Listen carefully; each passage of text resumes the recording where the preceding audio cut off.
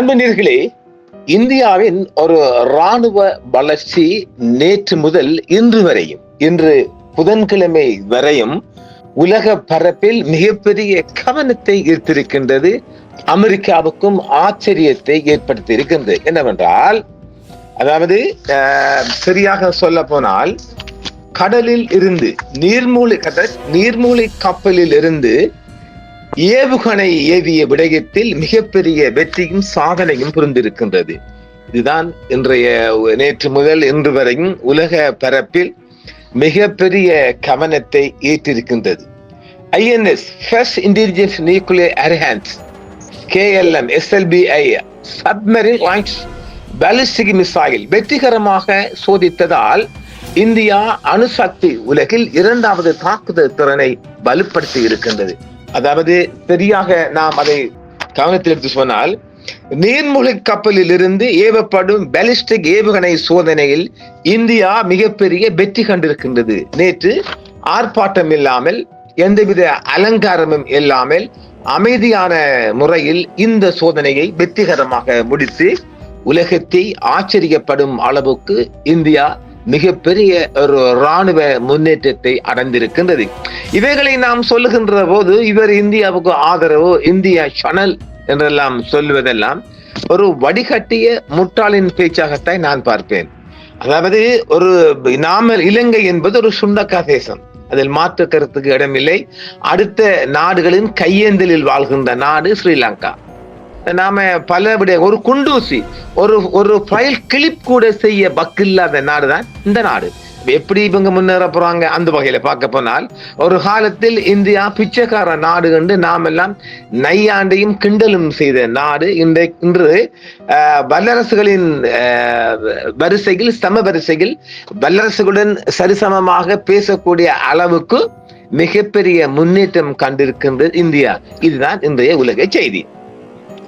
நீர்மூழ்கி கப்பலில் இருந்து ஏவப்படும் பாலிஸ்டிக் ஏவுகணையின் வெற்றிகரமான சோதனை இந்தியாவின் ஆரம்பிக்கப்பட்ட அணுசக்தி நிலைப்பாட்டில் இருந்து செயல்பாட்டு ரீதியாக நம்பகமான கடல் சார்ந்த 2வது தாக்குதல் தடுப்புக்கு மாறுவதை அடிக்கோடிட்டு காட்டுகிறது.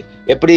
Submarine launched ballistic missile, submarine launched ballistic missile, இதுதான் மிகப்பெரிய. அது SLBMI K4 என்று அதுக்கு பெயரிட்டிருக்கிறாங்க.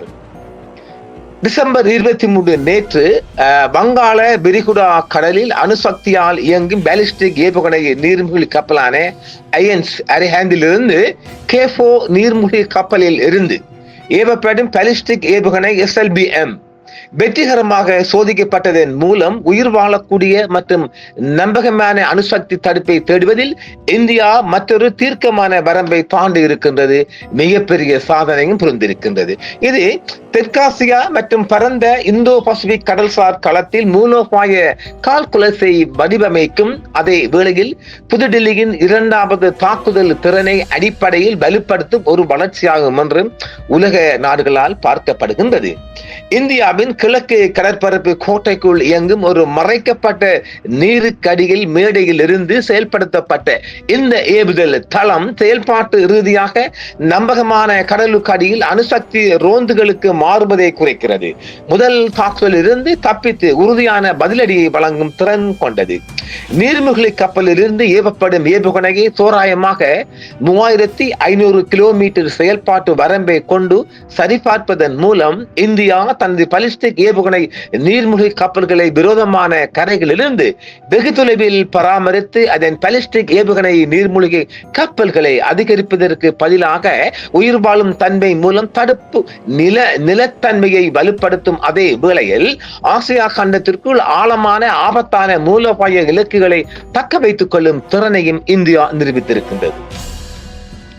இந்தியா சீனா எல்லை பதற்றங்கள், பாகிஸ்தானின் வளர்ந்து வரும் கடல் மறுப்பு கோட்பாடுகள் மற்றும் இந்திய பெருங்கடலின் விரிவடைந்து வரும் இராணுவ மயமாக்கல், சீனாவின் கண்காணிப்பு ஆகியவற்றால் குறிக்கப்பட்ட தீவிரமடைந்து வரும் மூலோபாய போட்டியின் பின்னணியில் இந்த மைக்கல் வெளிப்படுகிறது. இதுதான் இங்க உள்ள ஒரு ஹைலைட்ஸ்.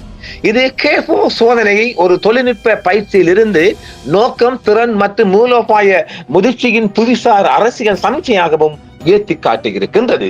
அதிகாரப்பூர்வ ஆரவாரம் இல்லாமல் நடத்தப்பட்ட நடவடிக்கையின் விவேகமான தன்மை, இந்தியாவின் நீண்டகால முதல் பயன்பாடு இல்லை என்ற கோட்பாடு மற்றும் நம்பகரமான குறைந்தபட்ச தடுப்புடன் ஒத்துப்போகிறது. இதன் மூலம் நட்பு நாடுகளுக்கு உறுதி அளிக்கவும், எதிரிகளை எச்சரிக்கவும், தேவையற்ற ஆத்திரமூட்டல் இல்லாமல் விரிவாக்க கட்டுப்பாடுகளை பாதுகாக்கவும் மூலோபாய சமிக்ஞை அளவீடு செய்யப்படுகிறது. ஒரு சோதனை தளத்திற்கு பதிலாக செயல்பாட்டு SSBN இருந்து மீண்டும் மீண்டும் ஏவக்கூடிய தயார் நிலையை நிரூபிப்பதன் மூலம் புதுடில்லி அதன் கடல் சார்ந்த தடுப்பு குறியீட்டு திறனை தாண்டி நீடித்து ரோந்து நம்பகத்தன்மையை நோக்கி நகர்ந்துள்ளது என்பதை குறிக்கிறது. இது எதிரிகள் இப்போது நிகழ் நேர மூலோபாய திட்டமிடலுக்கு காரணியாக இருக்க வேண்டிய மாற்றமாகும்.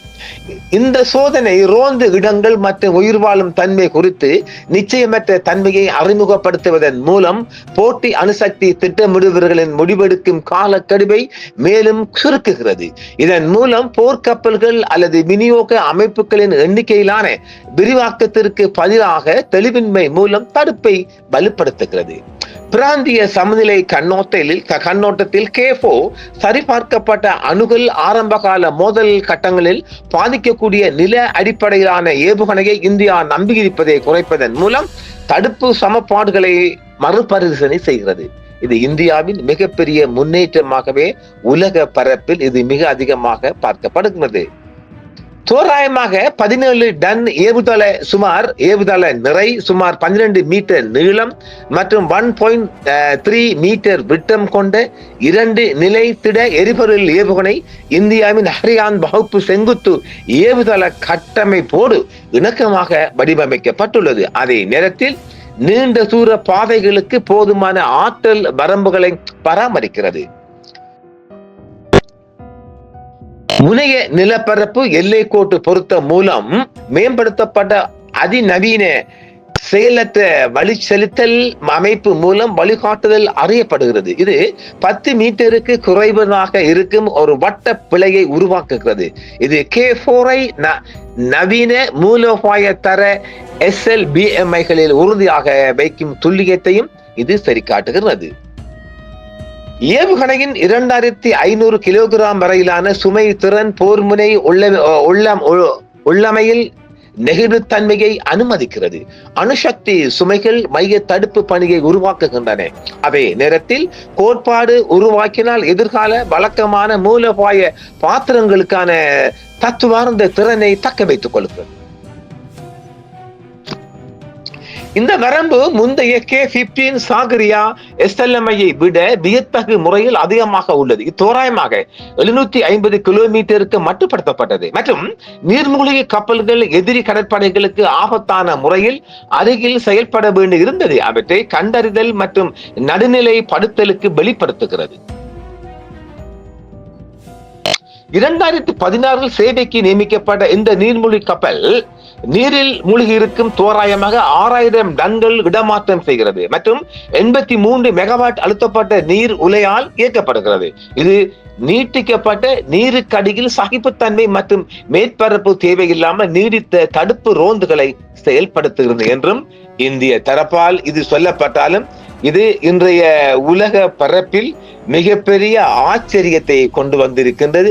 இந்தியாவின் வளர்ச்சி இதை தாண்டி திட்டமிட்ட S5 வகுப்பு SSBNகள் 5000 கிலோமீட்டருக்கும் அதிகமான வரம்புகளை கொண்ட K5 மற்றும் K6 போன்ற நீண்ட தூர அமைப்புகளை எடுத்துச் செல்ல வடிவமைக்கப்பட்டுள்ள 2030களில் இந்தியாவின் தடுப்பு வரம்பை கண்டங்களுக்கு இடையான அளவிற்கு உயர்த்த, அதாவது 2030ஆம் ஆண்டுக்குள் இந்தியா கண்டம் விட்டு கண்டம் பாயும் ஏவுகணைகளை வடிவமைக்க தயாராக இருக்கின்றது.